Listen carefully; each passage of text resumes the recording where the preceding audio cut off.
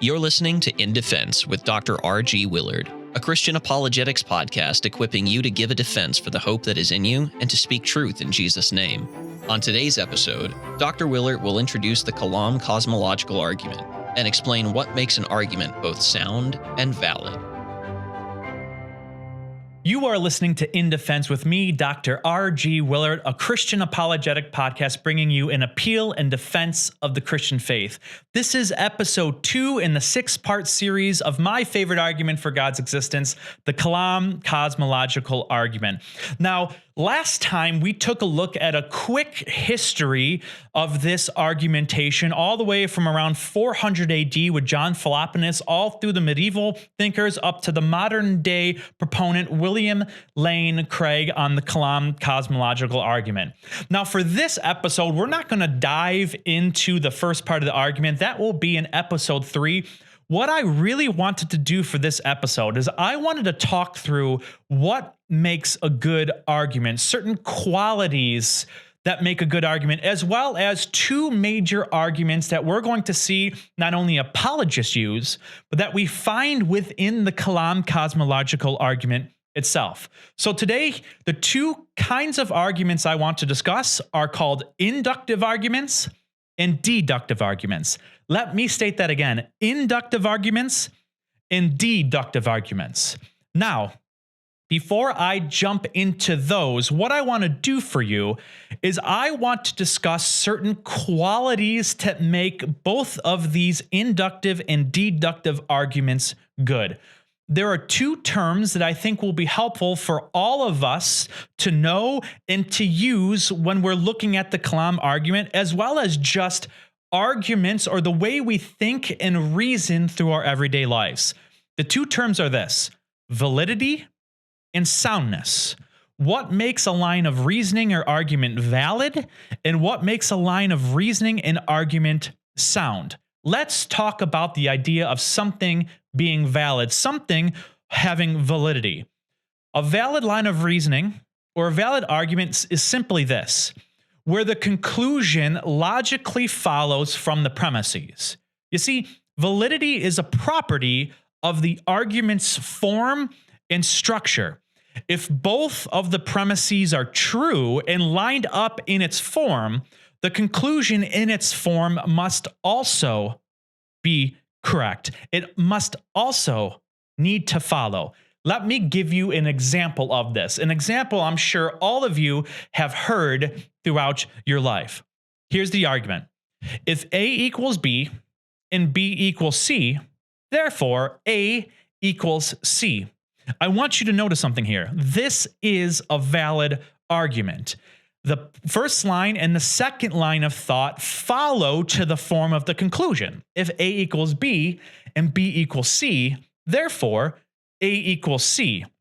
Now, you could say this way: if A equals B and B equals C, A equals D. Now, that is an invalid argument. Where in the world did D come from? It could be the case that A equals both A as well as D, but from the line of form of this argument, A equals D as its conclusion does not follow from the premises. Everything could be right, but the form and structure is laid out correct. That is validity. The form of our thought and line of reasoning needs to be able to follow to the correct conclusion. When it comes to soundness, soundness is both valid, right? You need to have a valid argument, and it needs to have a sound argument. And the soundness is where the premises are true or even more plausibly true, and that leads to the correct conclusion. A good line of argument and reasoning need to have both correct form and correct or even more plausibly true premises that lead you to the correct conclusion. Okay, now that you have that, let's dive into the 2 kinds of arguments that we're going to see in the Kalam Cosmological argument. The first line of reasoning and argument is what is called inductive reasoning or inductive argumentations. Now, inductive is really simple. It's basically making an observation, discerning a pattern, making a generalized information, or inferring to a hypothesis or a explanatory theory.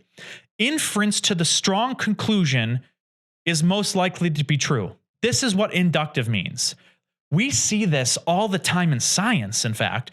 We see scientists look out into the world, look out into reality, and make observations, gather data, which leads them to the best hypothesis and conclusion to think that their information is true. This is basically just inductive reasoning in argumentation.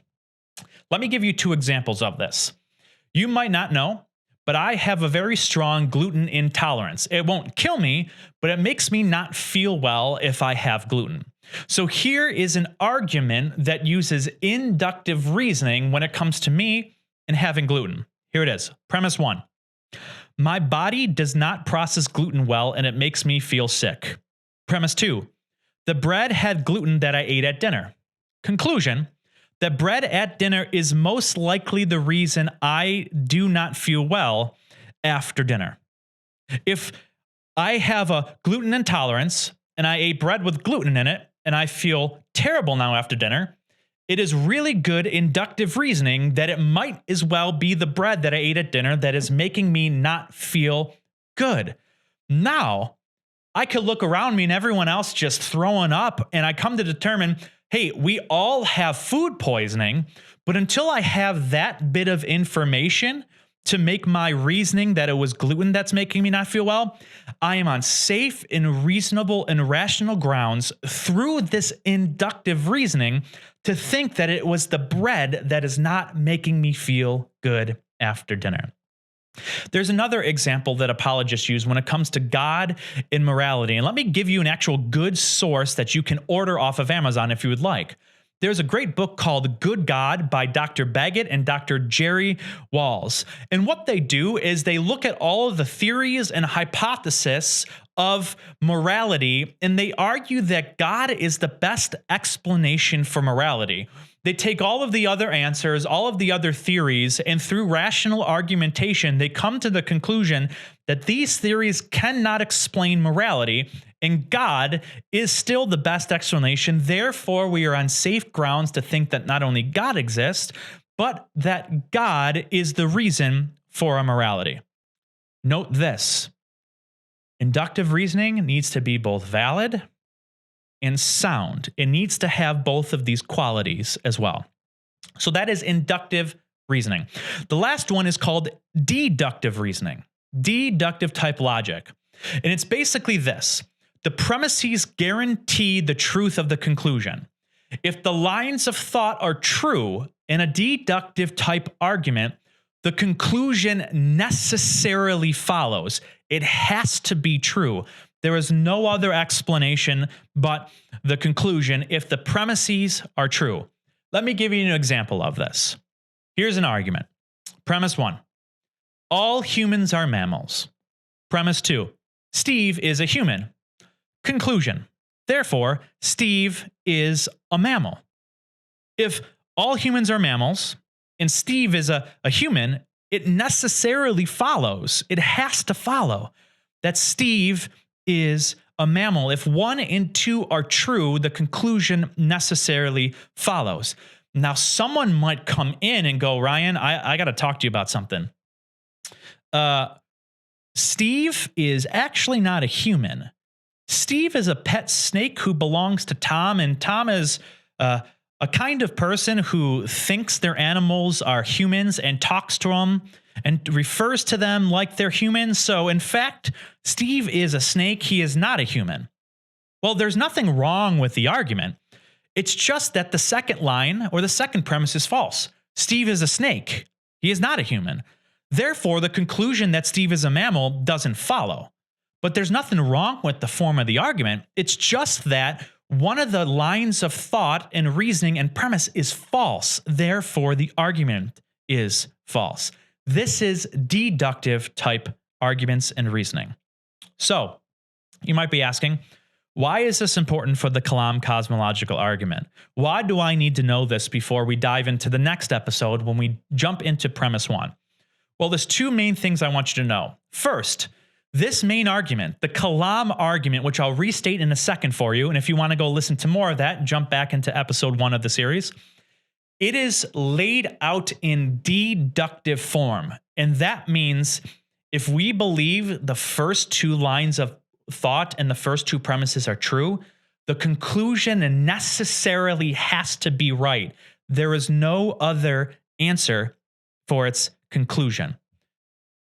Second reason why it's important, when we dive into the first 2 premises, we're going to see, in order to argue and to think that these are true, we're going to look at more deductive as well as inductive type of arguments and reasoning. We will see both of these types within the sum total of the argument itself. So once again, let me give you the Kalam argument. Whatever begins to exist has a cause of its existence. The universe began to exist. Therefore, the universe has a cause of its existence.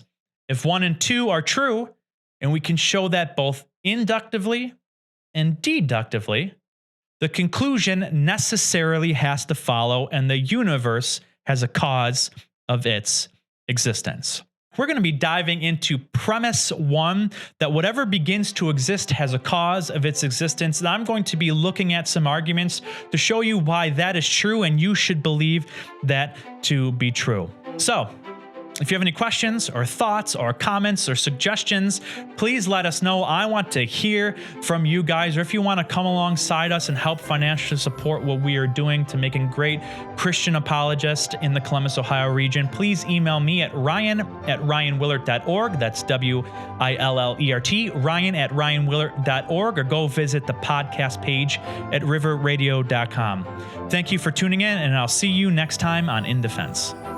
This podcast is a production of River Radio Ministries. You can find more podcasts like this one at riverradio.com. And if you like what you're hearing, make sure to subscribe wherever you're listening now, and be sure to tell a friend so they can listen too.